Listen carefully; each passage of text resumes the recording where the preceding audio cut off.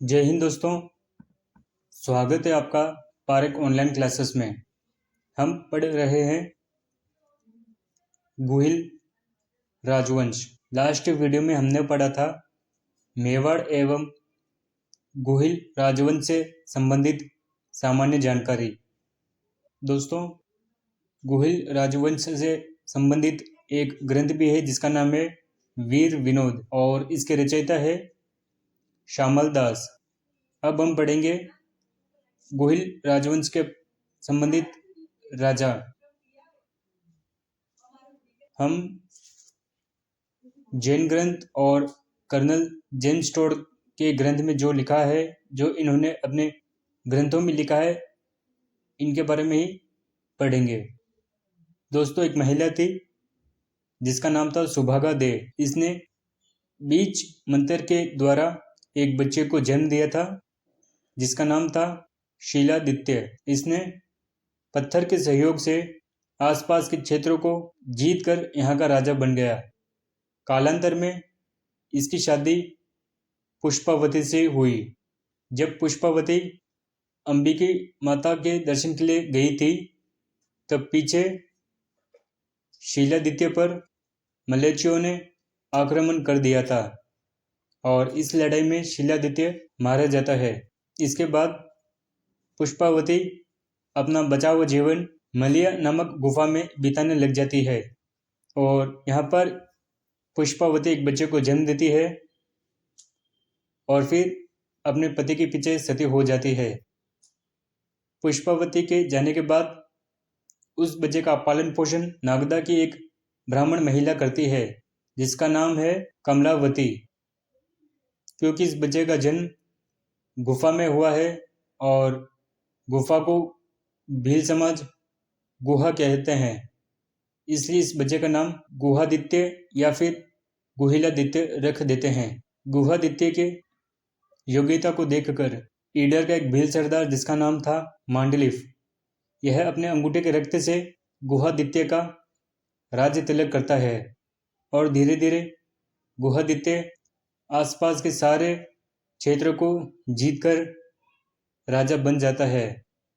सन 566 में गुहादित्य गुहिल राजवंश की नींव रखता है और अपनी राजधानी नागदा को बनाता है। तो दोस्तों, अब राजा आते हैं कालभोज। इनके गुरुजी का नाम था हारित ऋषि। हारित ऋषि जी ने कालभोज को बप्पा रावल की उपाधि दी एवं कालभोज ने हारित ऋषि जी के कहने पर कैलाशपुरी उदयपुर में एकलिंग नाथ जी का मंदिर बनाया तथा संपूर्ण मेवाड़ पर अपना अधिकार किया। दोस्तों, गुहिल राजवंश में जितना भी राजा महाराजा हुए हैं, इन्हें एकलिंग नाथ जी का दीवान कहा गया है तथा इस वंश के राजा महाराजा जब भी मेवाड़ से बाहर निकलते तब भगवान एकलिंग नाथ जी का आशीर्वाद लेते, जिसे आस्का लेना या फिर आका लेना कहा गया है।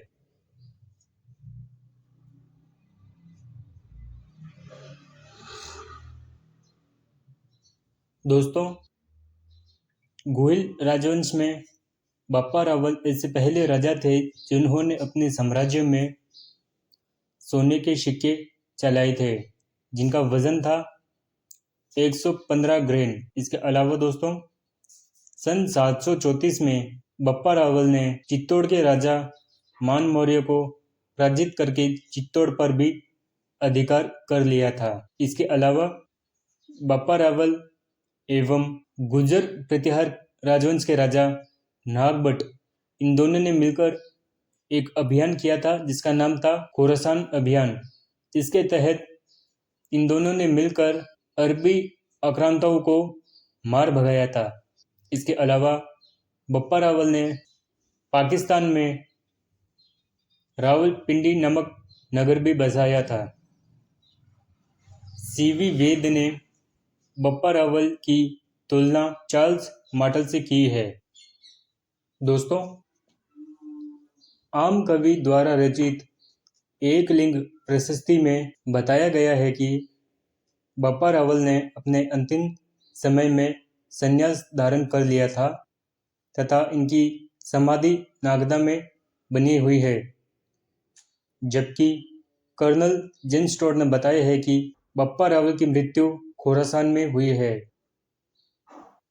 गोहिल राजवंश के जो वास्तविक संस्थापक है वह बप्पा रावल है। सो फ्रेंड्स, अब हम बप्पा रावल की गुरुजी हारित ऋषि के बारे में कुछ पॉइंट्स देखते हैं। संत हारित ऋषि जी लकुलिश या फिर पाशुपात संप्रदाय के संत थे। इसके अलावा लकुलिश संप्रदाय का मेला राजस्थान में एकमात्र कैलाशपुरी उदयपुर में लगता है और इसकी तिथि है दोस्तों फाल्गुन कृष्ण त्रयोदशी। अब दोस्तों राजा बनते हैं भरत भट्ट द्वितीय। आगड़पुर शिलालेख के अनुसार इन्होंने तीनों लोकों के देवता या फिर तीनों लोकों की तिलक नामक उपाधि धारण की थी। इसके अलावा प्रतापगढ़ शिलालेख के अनुसार इन्होंने महाराज धीराज की उपाधि धारण की थी। दोस्तों, इन्होंने वराह मंदिर का निर्माण प्रारंभ किया था। अब दोस्तों राजा बनते हैं अलट, जिन्हें आलू रावल के नाम से भी जाना गया है। अलट ने हुण राजवंश की रानी हरियादेव से विवाह किया था। इसके अलावा दोस्तों अलट ने पहली बार मेवाड़ में नौकरशाही की व्यवस्था की थी और इनके काल में ही वराह भगवान का मंदिर का निर्माण पूर्ण हुआ था। दोस्तों अलट ने ही अपनी राजधानी नागदा से बदलकर आहड़ बनाई थी। सो फ्रेंड्स, आज की वीडियो में इतना ही। मिलेंगे हम इसके पार्ट 3 में। तब तक लिए मस्त रहे, खुश रहे। जय हिंद, जय भारत।